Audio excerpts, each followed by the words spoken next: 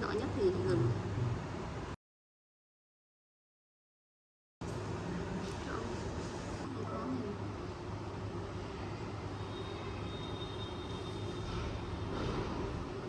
Cái này là cái kín, một phần hai xương chày. Xương là cái xương đo, các xương của bạn ấy, cái xương này khá là mỏng. Hiện tại bạn cứ canxi. Đây là căn xương chày nhé. Có hai phương pháp xử lý. Thứ nhất là gây lên đóng như vậy có điện ngoài. Và phương pháp thứ hai là bó bột. Với bạn nhà mình ấy thì bạn sức đề kháng khá là kém, nguy cơ khá là cao. Cái này bó bột cũng được, nhưng mà vẫn có tỷ lệ bệnh tật. Thì bạn này đấy thì đối với chị nó rất là nhiều mức độ. Có cái bụng thành tủy luôn, còn cái thành xương này đâu, cái thành xương nó mỏng mà, còn cái rộng nó tỷ lệ nó không tỷ lệ này thì nó đang bị. Nhưng mà bạn chơi đùa hôm nay ngã cái tất không tốt là dậy bị gãy xương thì thành xương rất là mỏng yếu và độ nó thấp. Về nhà mình bổ sung thêm dinh dưỡng bổ sung canxi khoáng cho bạn ấy. Thế bây giờ xem Còn đối với hai phương pháp đấy thì đối với phương pháp phẫu thuật thì nó tỷ lệ bệnh tật là nó thấp hơn, mỗi một cái bệnh tật nó lại cao hơn. Thì một bó khi bạn ấy nghịch nó vận động thì nó làm nó khai phá. dạ, thế thôi thì theo cái chị tư vấn thì chắc là thứ nhất là không có bó bột, chắc là em chị cho em bó bột bạn luôn. Bây giờ nó sẽ có một số bạn nhé. Thì nếu bạn dùng cái này thì bạn có một nó sẽ có tỷ lệ bệnh tật hết.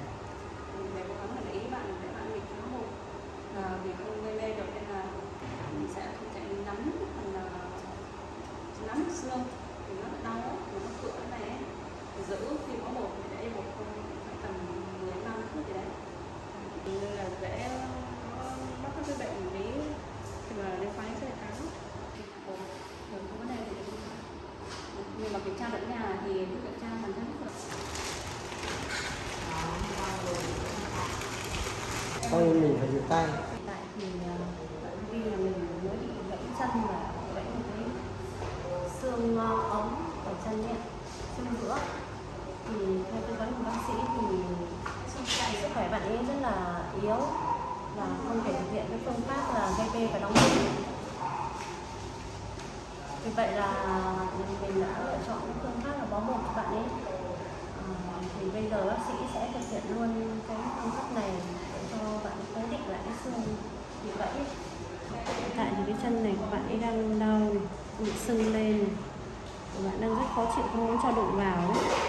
Cái xương tay ra đấy. Đó. Chỗ này thì chỗ này nó hơi sưng sưng, nó đang bắt đầu sưng đỏ đỏ lên. Xương này người ta gọi là xương chảy ấy. Rồi, đẹp rồi. Đúng rồi, đẹp rồi. Giữ hai chân trước.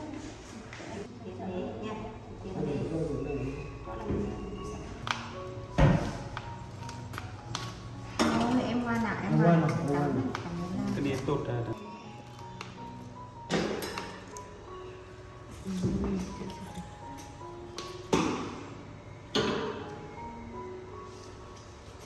Vị trí này nó đang vành hơn một chút. Kéo thẳng đấy nhá, thẳng lên lắm này. Nắm phải đau anh cố định nhé.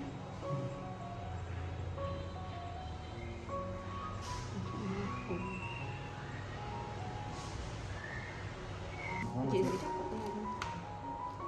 Thẳng nha, kéo thẳng cái này để định. Thẳng.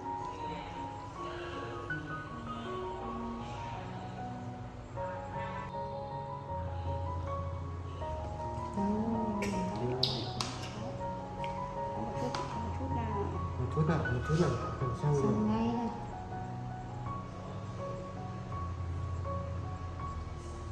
Chống được này không?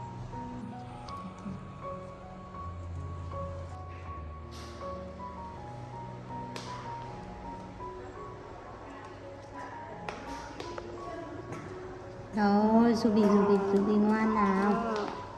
Xong rồi. Ruby giỏi quá nha. Rồi còn đẹp không chị? Bột là nó cứng mà không cần. Bột là cứng phải.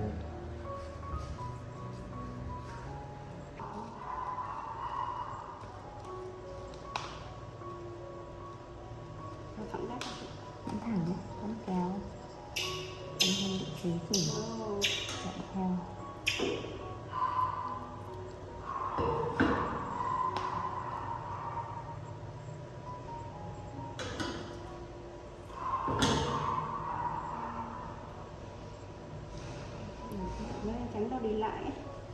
Nó sẽ phù cái bàn.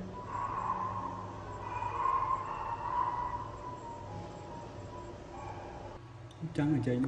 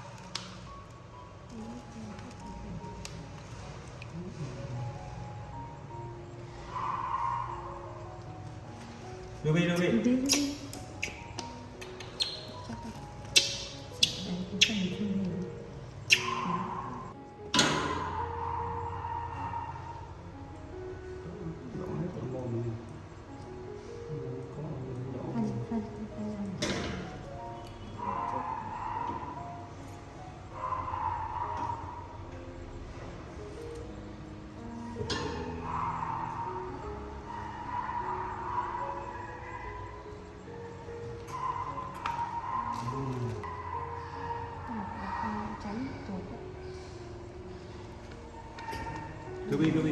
Rồi, Ruby nhé.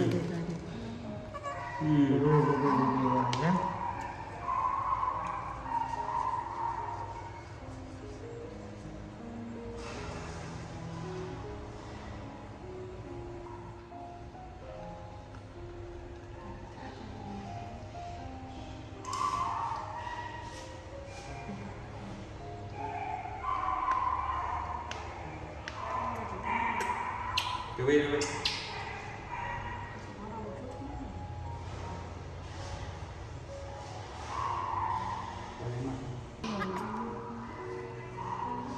Cũng nhanh phết đấy. Rút nước làm cứng.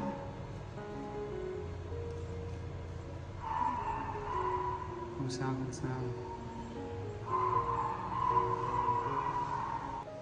Thì bây giờ nó đang phù ấy, nó thì mấy nữa nó bắt đầu có định bị tháo ra, có lần nữa thì nó sẽ chắc chắn để tránh bị sai lệch. Kiểm tra bị sai lệch để mình chỉnh luôn ở đâu một kịp. Bạn này độ tuổi bạn này thì 7 ngày. Rồi sau cho bạn đến nhé.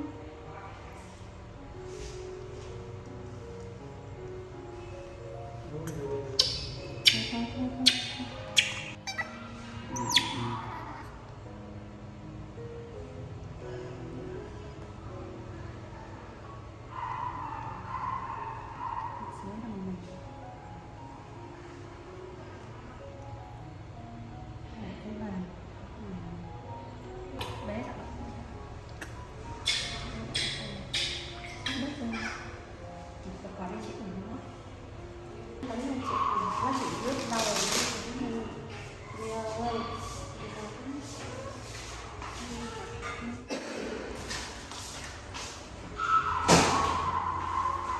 sợ quá.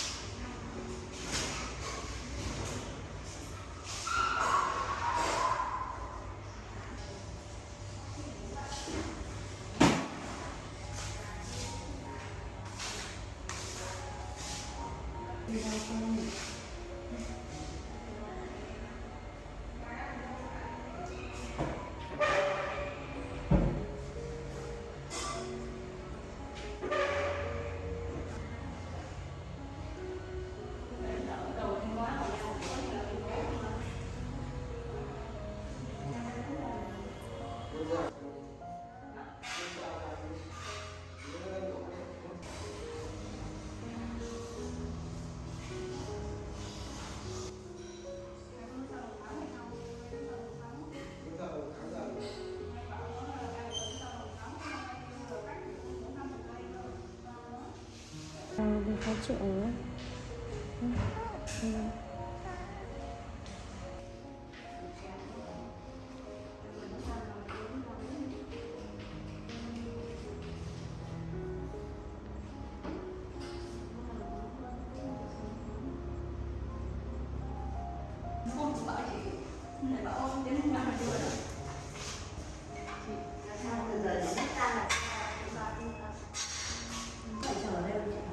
Không bao giờ đi chợ.